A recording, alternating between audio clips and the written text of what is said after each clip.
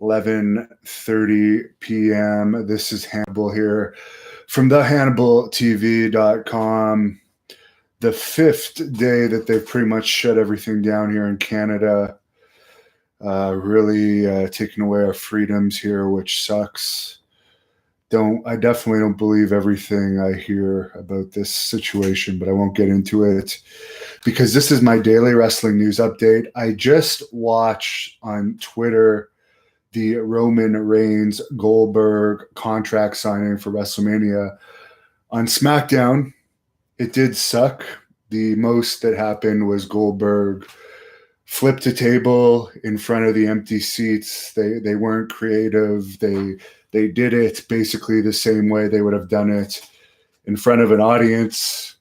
They should have done like a White Castle of Fear WCW style movie for the segment, in my opinion, but they just did the same boring crap. I actually filtered through WWE's Twitter, which, by the way, I am on Twitter at Devon Hannibal, DevonHannibal, or at the Hannibal TV.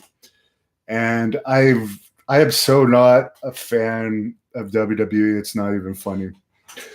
Wrestling events in Japan are opening up again. The isolation is ending there. Schools are reopening.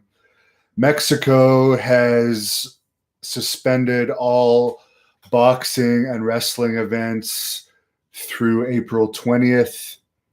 The Alabama Athletic Commission has halted the issuance of permits to hold pro wrestling events in the states for the time being. Maybe the state of Alabama, when they're issuing permits, should also make it mandatory to have more than one security guard at events there, based on that incident that happened last weekend in Alabama with both a female wrestler and a female manager and a male wrestler being attacked and taking quite a beating. I believe the wrestlers actually took more of a beating than the crowd. However, I understand the perpetrators in the crowd were also arrested and are having charges pressed against them.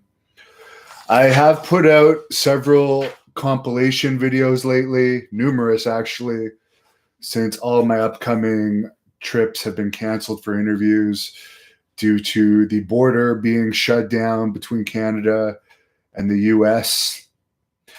So, yeah, I'm basically stuck doing compilation videos for now. I have messaged a ton of people about Skype interviews. It doesn't seem a lot of people are that interested in doing interviews right now, but I'm going to keep working on it. Some people commented for my Sunny one, which has like tons and tons of hits.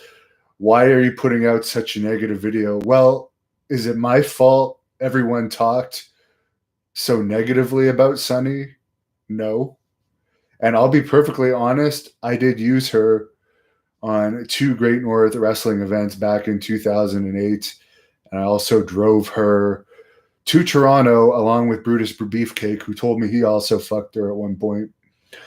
And I didn't like being around her. So my personal opinion of her personality is also negative, although it was I had nowhere near the experience of most of the people in that video.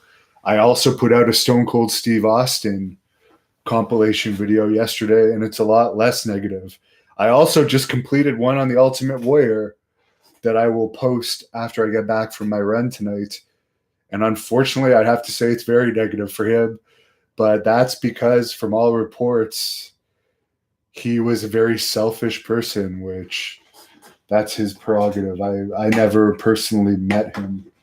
I was a fan of his, though. I will admit that. I was a fan of his for sure. And I even continued watching his Injection of Inspiration YouTube videos up until just before he died. So I'm not an anti-Ultimate Warrior person. What the hell is up with Sasha Banks? AJRX says, I don't know. Can't answer that. He says Sasha should be getting the push instead of Becky Lynch. As I said, everything I saw from SmackDown on the Twitter feed just makes me realize how much more of an MMA and boxing fan I am now. Colonel Quayle, will WWE sell the company? They're very well off. They're making more than ever. It doesn't matter, really. The live events is such a small part of their revenue, and it even lost money last year. So whether they have live events or not, it doesn't matter. They're getting like so much money from TV revenue. So no, they're not going to sell anytime soon. Although somebody did comment, NXT got their ass kicked. I think it was their lowest rating ever on USA this week. And somebody commented yesterday, and I agree with this. Triple H is in charge of NXT. WWE should fire him. I agree with that. They should fire Triple H.